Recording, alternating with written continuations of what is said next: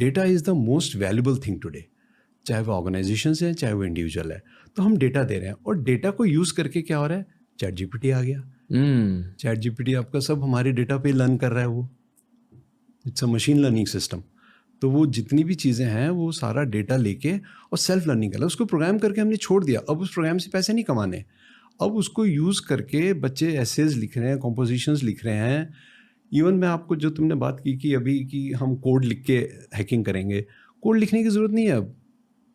एक मैं इंस्टेंस पढ़ रहा था, किसी ने चैट जीपीटी को बोला मुझे एक कोड लिख के दीजिए, चैट जीपीटी ने पाइथन लैंग्वेज में कोड लिखा जिसमें सारी उसने जो फोल्डर्स पर्टिकुलर टाइप की फाइल्स, जैसे हमारे कंप्यूटर पे कोई डॉक्यूमेंट फाइल होती है वर्ड की या कोई एग्जीक्यूटिबल फाइल होती है, सारी फाइलें इकट्ठी की उसने, उन सबको एक रैंडम फोल्डर में डाला, उनको जिप किया और उसको एक ऐसी जगह अपलोड कर दिया जो कि एक सिक्योर क्लाउड स्टोरेज था, और उसके बाद फिर पूरा सिस्टम वाइप ऑफ कर दिया और फिर उससे रैंसमवेयर में पैसे मांगे कि ये आपका डेटा जो है यहाँ पड़ा है। तो वो पूरा कोड उसने लिख के दे दिया।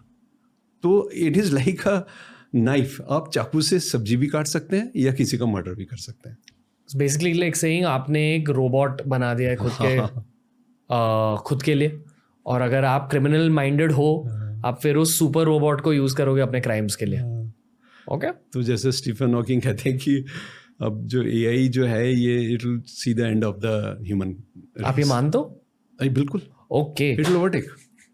ओके, चलो इसके बारे में बात करते हैं। Yes, the most important reason that I was excited about this conversation was क्योंकि मुझे फ्यूचर के बारे में बात करना बहुत अच्छा लगता है। yes. पर फ्यूचर के बारे में बात करने के लिए आपको प्रेजेंट डेटा की ज़रूरत चाहिए होती है, plus I think you need experience when it comes to talking about the present scenario, और आपके पास तीनों है। एक और चीज़ चाहिए होती है। बोलो।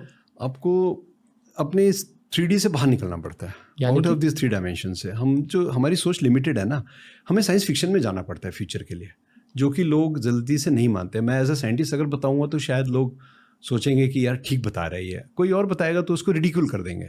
सो रामा जैसे कि मैं मैं मस्ती कर रहा हूँ, बोलो सर। एक रामा होता है, रामा कॉन्सेप्ट है कि जिसमें आप कोई आइडिया किसी को देंगे सबसे पहले रिडिक्यूल किया जाएगा। मैंने जैसे आपके शोज में आते हैं एलियन, तो लगता है एलियन ये तो रिडिक्यूल हो नहीं सकते, है ना। फिर उसके बाद धीरे धीरे हम ए से कुछ है, मैं भूल गया, फिर एम से है मेलोड, तब थोड़ा सा सॉफ्ट होते हैं लोग। फिर उसके बाद एक्सेप्टेंस आता है। तो अगर हम कोई भी ऐसी टेक्नोलॉजी चीज़ों फ्यूचर की बात करते हैं, जब मैं कहता हूँ कि एआई हमें टेक ओवर कर लेगा, रोबोट्स टेक ओवर कर लेंगे, तो सबसे पहले रिडिक्यूल होगा, यार कैसे कर सकते हैं, उनके तो इमोशंस नहीं है, उनमें तो कोई सेंसिटिविटी नहीं है। लेकिन वो सब बिल्ट इन हो रही है चीज़ें, ये सब आ रही हैं धीरे धीरे।